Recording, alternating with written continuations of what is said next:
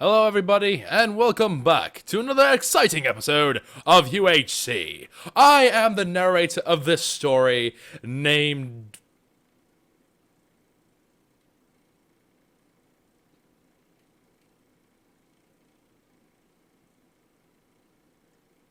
Anyway, so we are going to be having another great adventure in the outdoors with our hero, Choco the Chocobo. Now, previously on UHC, he's had some troubles. But today he's come back for vengeance and wishes to have all of the greatest things and indeed wreck some faces. Now he's off to a great start with some cocoa beans and some wood. Unfortunately, this is not quite enough for him to establish his dominance over the other members of the herd here. So now he's going to have to go ahead and find himself a couple of mere trinkets to make sure he is asserting his actual alpha status among the more pleb-like creatures. And there he goes, asserting dominance with cocoa beans. Some people go cuckoo for Cocoa Puffs, but he goes absolutely bloodthirsty with them. It's actually quite a bit of shocking stuff, really. I would not recommend you watch this if you are weak-hearted or weak-stomached or anything of that nature, because he is quite a very violent bird. Indeed, a bird of prey. He is now moving on towards what looks like more chickens. Indeed, he does seem to have quite a taste for these fouled friends of the ground who are unable to seemingly find out the trend here of what happens to the brethren when they go near this bigger bird that has something out for them.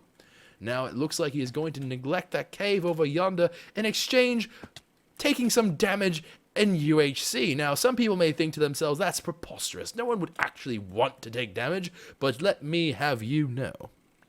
No one in their right mind would do something like this. No one would enter a UHC without the mental preparation that would be required to execute the most finely tuned of strategies to make sure that PvP points are all perfect. Now, he does appear to be collecting wood with the cocoa beans. It seems that he's taken some form of liking to them, but I don't think we're going to be expecting that to carry on for much longer.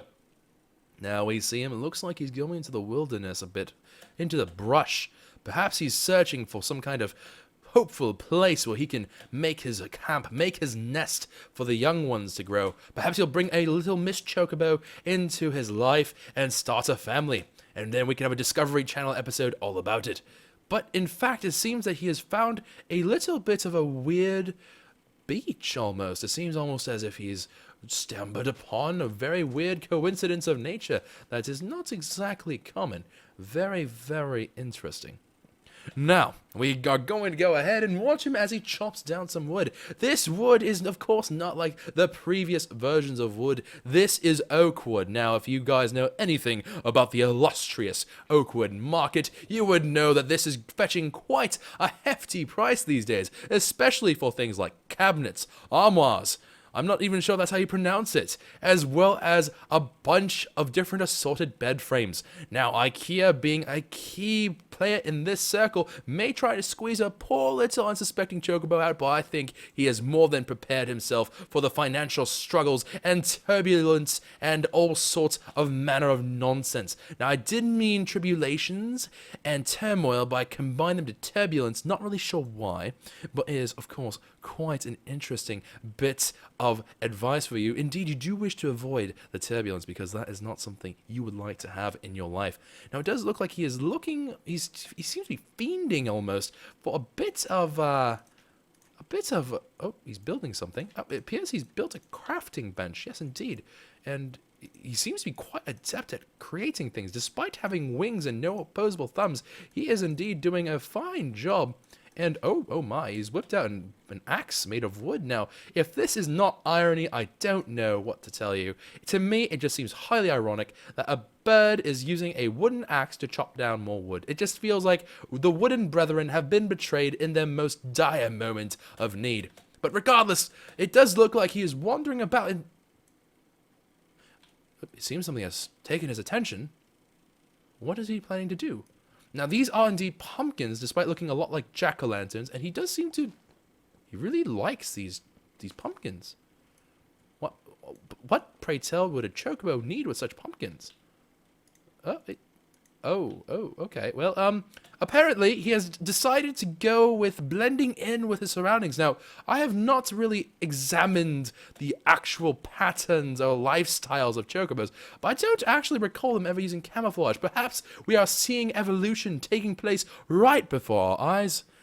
Indeed, it does seem a little bit odd that he's trying to camouflage with a pumpkin on his head. It doesn't quite seem to make sense. It doesn't seem particularly effective either, considering that you can't really hide the rest of that big yellow body, and a little pumpkin head's not going to make much of a difference. Perhaps they would think he's some sort of possessed demon creature or something, but then again, what wild animal even knows the story of Ichabod Crane and, of course, the Sleepy Hollow? No, I'm not talking about the TV show. I'm talking about the proper story. I don't believe in these pop culture references. We're above that here at this fine and illustrious narrating studio. Now, some of you might say, what was the name of this little narrating studio of yours? I don't particularly know. It seems to be something, well, honestly, if you want to know the truth about it, I kind of was pulled off the street and asked to do this for quite a bit of money, at least 30 cents. And that's like a third of the way towards something at the dollar store, which of course has a lot of fine and fancy things, particularly the nerds. I really enjoy the nerds. Not as in you can buy small children who are adept at computers, but I mean nerds as in candy. Although, presumably you could probably buy a nerd as well. Not that I would encourage that, because that would be all kinds of human trafficking. And no, human trafficking does not mean that you turn humans into cars. It is what I originally thought. I thought it was the way for Transformers to become a reality. Unfortunately, it does not seem to be the case. Now, it does appear that he has taken a bit of a fancy towards what he's doing here. Oh, he has a shovel. We have confirmed that he's building. He seems to be upgrading his tools. Very strange. Not exactly what you would expect from a bird, but certainly something that we can all get behind. I mean, I know that I certainly wouldn't want to be laboring over a whole bunch of fields using my bare hands. That'd be preposterous. But it does seem a little bit odd. I can't say I've ever heard of a bird using a shovel. And then again, I've never heard of a bird having a crafting bench either. So, indeed, many strange things are unfolding before us. Oh, and it does look like he is very keen to sort things as well. All right. And now it does seem that he is digging downward. Now, I don't know much about birds, but I think only a handful are kinds that nest on the ground. It just doesn't seem very, very wise. A lot of predators about there.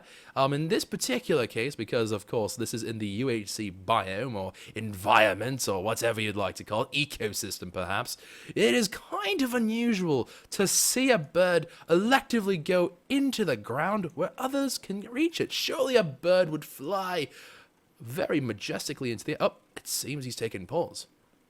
Has he perhaps observed something? It does seem that he has found a burrow.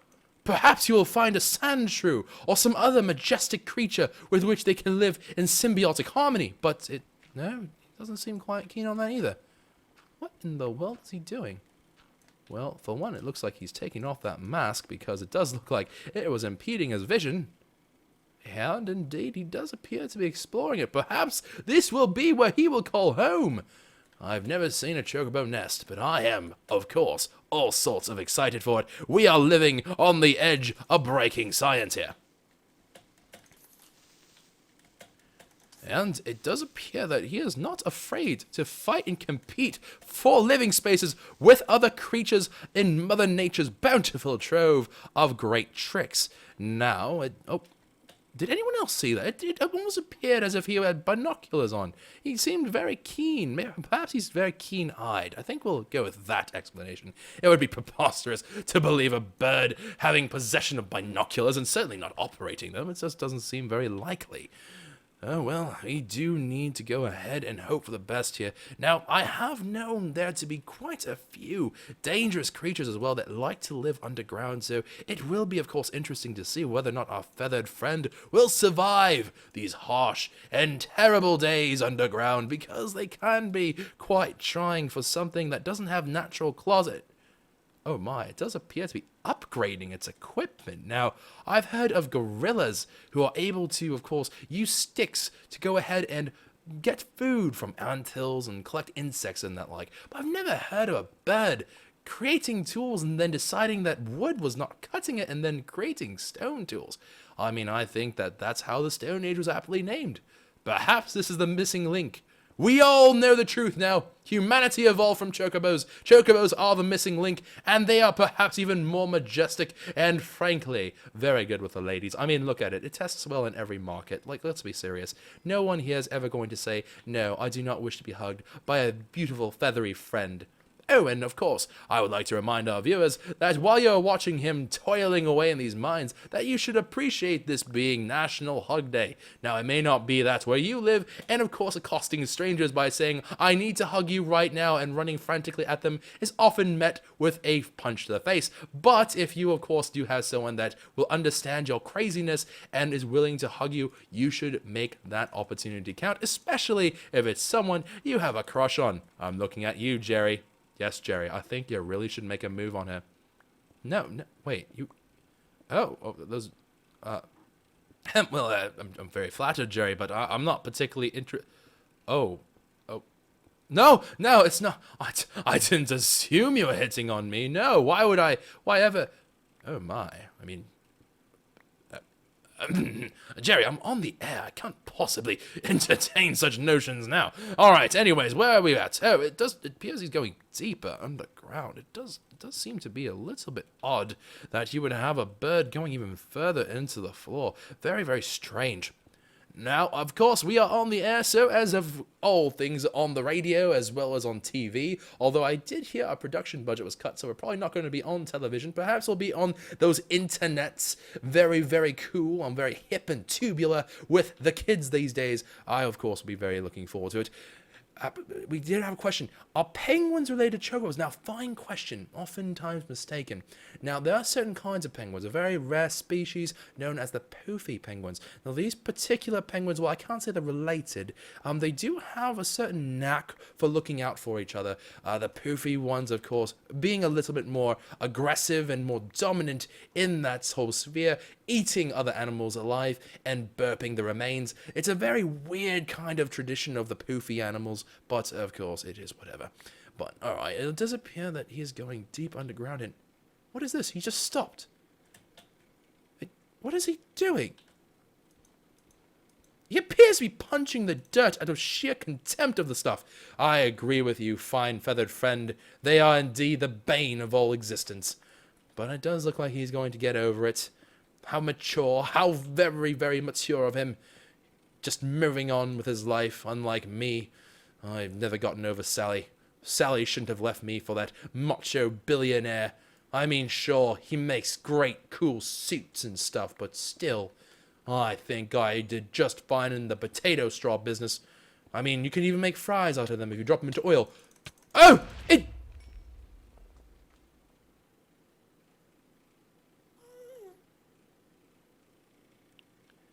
There are lots of times when we here in the studio regret to inform our audience of the passing of one of the creatures that we followed.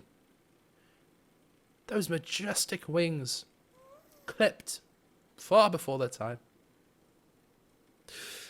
It is very tragic, but this is life. Much like a meerkat being eaten by a gopher, we must accept the way that Mother Nature works. Perhaps the wild Steve will continue on, grow its pack, and eventually grow into the most majestic predator of the entire world. It certainly won't be a baka, apparently. We have just confirmed reports from our sister broadcasting station that bakas have indeed gone towards extinction. There's one apparently very ferocious one by the name of Jerome. Who names these animals? I don't know. I'm not responsible for that. But, of course, it is a darn shame. But regardless, for those viewers out there who are watching this, I thank you. I thank you very much for, of course, taking the time out of your very, very important and busy day to just go ahead and watch, study, and learn. Mother Nature's bountiful things are everywhere. Anyways, I hope you all enjoyed. If you did, be sure to hit that like reference button down below, represented by a thumbs up mark. If you, of course, didn't like it, there is an opposite mark that makes me cry at night and I cradle myself to sleep. If you would like to leave some feedback, constructive criticisms or otherwise, perhaps a little bit of lil get wrecked mate, then go ahead and leave that in the comment section down below, which have been very, very carefully placed for your convenience. And subscribe to the channel if you're, of course, being amazed that you are absolutely thrilled to have gotten to the end of this video. Until next time, guys, it's signing off.